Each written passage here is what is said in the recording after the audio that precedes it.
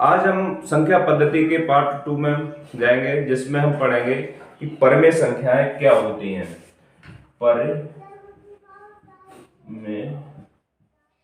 संख्याएं, देखिए परमेय संख्याएं क्या होती हैं। वे संख्याएं जिन्हें p तथा q के रूप में व्यक्त किया जा सके, जहां q is not equal to 0, अर्थात p बटे q के रूप में व्यक्त किया जा सके और q बराबर 0 न हो, ऐसी वे संख्याएं परमेय संख्याएं कहलाती हैं। गिनती की सभी संख्याएं परमेय संख्याएं कहलाती हैं। गिनती की सभी संख्याएं परमेय संख्याएं कहलाती हैं, जैसे 1, 2, 3, 4 डॉट डॉट डॉट इन्फिनिटिव तक। अब कहा यह गया कि q बराबर 1/1 हम लिख सकते हैं, 2/1 लिख सकते हैं, 3/1 लिख सकते हैं, अर्थात ये संख्याएं हमारी कैसी संख्याएं? परमेय संख्याएं। रूट जिनके जैसे 4 है, रूट में 4 है तो इसका मान 2 होगा, 2/1, ये भी परमेय संख्या है। रूट 3 परमेय नहीं है, ये अपरमेय संख्या है। तो इस तरह से हम कहेंगे कि वे संख्याएं जिन्हें p बटे q के रूप में व्यक्त किया जा सके, जहां q is not equal to 0, तो ऐसी संख्याएं जो है परमेय संख्याएं कहलाती हैं। अब हम देखेंगे अपरमेय संख्याएं क्या होती हैं। अपरमेय संख्याएं, अपरमेय संख्याएं वे संख्याएं जिन्हें p तथा q के रूप में व्यक्त न किया जा सके। p तथा q के रूप में व्यक्त न किया जा सके, वे संख्याएं सब अपरमेय संख्याएं कहलाती हैं। जैसे √3 अपरमेय संख्या है, √5 अपरमेय संख्या है, √7 अपरमेय संख्या है, क्योंकि इन संख्याओं को हम p तथा q के रूप में या p बटे q के रूप में व्यक्त नहीं कर सकते हैं। पाई सबसे ज्यादा इंपॉर्टेंट है। पाई पूछा जाता परमेय है या अपरमेय, तो पाई क्या है? परमेय संख्या है। कौन सी संख्या है? परमेय संख्या है। अब हम सीखेंगे विभाज्यता के नियम। विभाज्यता के नियम, देखिए विभाज्यता के नियम में प्रत्येक परीक्षा में एक प्रश्न रहता है। अगर हम इसको अच्छे से समझ लेते हैं तो मेरा कोई भी प्रश्न नहीं छूटेगा। देखिए सबसे पहला आता 2 के विभाज्यता का नियम। 2 के विभाज्यता का नियम, देखिए 2 के विभाज्यता के नियम में संख्या चाहे कितनी भी बड़ी क्यों ना हो, यदि हमारे पास दी हुई संख्याओं में यदि इकाई का अंक 2 से पूर्णतः विभाजित है, तो संख्या चाहे कितनी भी बड़ी क्यों ना हो, हम सबसे पहले देखेंगे कि इकाई का अंक यदि 2 से पूर्णतः विभाजित है, तो संख्या चाहे कितनी भी बड़ी क्यों ना हो, 2 से पूर्णतः विभाजित। जैसे हमने संख्या लिख ली इस तरह से, और अंत में इकाई का अंक हमें क्या मिला? जो 2 से पूर्णतः विभाजित है। अगर हम इसको विभाजित करेंगे तो 2 से पूर्णतः विभाजित होगी। 2 4, 2 1, 2 3 2 9 18, 2 दूनी 4, 2 दूनी 4 और 2 6 12। तो हम इस तरह से कहेंगे कि हमें इकाई का अंक 2 से पूर्णतः विभाजित हो, तो संख्या चाहे कितनी भी बड़ी क्यों ना हो, 2 से पूर्णतः विभाजित होगी। अब देखिए हम सीखेंगे 3 का विभाज्यता का नियम। 3 के विभाज्यता का नियम,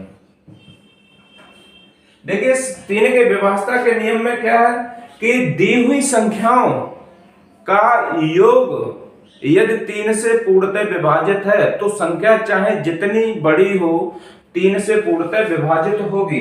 जैसे 75 684। अब हमको ये नहीं पता कि यह किस संख्या से विभाजित है, तो हम क्या करेंगे? अगर हम इसमें 3 का भाग देकर चेक करेंगे तो हमें देर लगेगी, टाइम लगेगा। तो हम क्या करेंगे? इसको जोड़ देंगे 7 5 6 8 और 4। यदि इन अंकों का योग 3 से विभाजित है, तो संख्या चाहे कितनी क्यों ना बड़ी हो, पूर्णतः विभाजित होगी। 7 5 12, 12 6 18, 18 और 8, 18 8 26, 26 4 30। 30 को अगर हम 3 से विभाजित करेंगे तो 3 9 30, अर्थात इससे स्पष्ट है कि हमारी यह संख्या 3 से पूर्णतः विभाजित है। अब हम देखेंगे 4 के विभाज्यता का नियम। देखिए 4 के विभाज्यता के नियम में क्या है कि यदि इकाई और दहाई का अंक 4 से पूर्णतः विभाजित है तो संख्या चाहे कितनी भी बड़ी क्यों ना हो 4 से पूर्णतः विभाजित होगी। जैसे 97, 81, 32। हमने परिभाषा में बताया कि यदि संख्या का इकाई का अंक और दहाई का अंक 4 से पूर्णतः विभाजित है तो संख्या चाहे जितनी भी बड़ी क्यों ना हो वह जो है 4 से पूर्णतः विभाजित होगी। अब 5 के विभाज्यता का नियम, 5 के विभाज्यता का नियम। ठीक है, 5 के विभाज्यता के नियम में क्या है कि यदि दी हुई संख्याओं में इकाई का अंक या 5 या 0 हो तो संख्या चाहे जितनी भी बड़ी क्यों ना हो 5 से पूर्णतः विभाजित होगी। जैसे हमने लिख ली संख्या, हम लिखते रहे और अंत में हमने क्या किया 0 या 5, तो संख्या चाहे जितनी भी बड़ी क्यों ना हो 5 से पूर्णतः विभाजित होगी। 6 के विभाज्यता का नियम, 6 के विभाज्यता के नियम में क्या है कि यदि संख्या दी हुई संख्या 3 व 2 से विभक्त होती है तो संख्या चाहे जितनी भी बड़ी क्यों ना हो वह 6 से पूर्णतः विभाजित होगी। 7 के विभाज्यता का कोई नियम नहीं होता, 7 के विभाज्यता का कोई नियम नहीं होता है। अब है 8 के विभाज्यता का नियम, 8 के विभाज्यता का नियम। देखिए 8 के विभाज्यता के नियम में क्या है, यदि इकाई दी हुई संख्याओं में इकाई, दहाई और सैकड़ा का अंक यदि 8 से विभक्त है या पूर्णतः विभाजित है तो संख्या चाहे जितनी बड़ी क्यों न हो वह 8 से पूर्णतः विभाजित होगी। जैसे 6, 7, 9, 5, 4, 1, 4। हम देखेंगे कि सबसे लास्ट में कि यदि 8 के विभाज्यता के नियम में बताया गया कि इकाई, दहाई और सैकड़ा का अंक जो है 8 से पूर्णतः विभक्त है तो संख्या चाहे कितनी भी बड़ी क्यों न हो वह पूर्णतः विभाजित होगी। यानी 8 पंजे 40, 1 बचा, 8 दूनी 16, अर्थात हम कह सकते हैं कि यह संख्या जो है 8 से पूर्णतः विभाजित है। 9 के विभाज्यता का नियम, 9 के विभाज्यता का नियम। 9 के विभाज्यता के नियम में क्या है कि यदि दी हुई संख्याओं का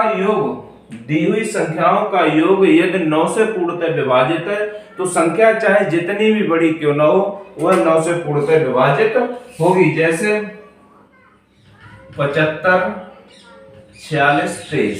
हम इसका योग करेंगे, 7, 5, 12, यानी इस तरह से 7 धन 5 धन 4 धन 6 धन 2 धन 3, 7, 5, 12, 12 और 4 16, 16 और 6 22, 23, 24, 24 और 3 27। अगर हम इसको 9 से विभाजित करते हैं तो 9 से 9 3 27, अर्थात यह संख्या मेरी 9 से पूर्णतः विभाजित है तो दी हुई संख्या 9 से पूर्णतः विभाज्य होगी। 10 के विभाज्यता का नियम सभी को पता है कि यदि इकाई का अंक 0 है तो संख्या चाहे कितनी भी बड़ी क्यों न हो वह पूर्णतः विभाजित होगी। 11 के विभाज्यता का नियम, 11 के विभाज्यता के नियम में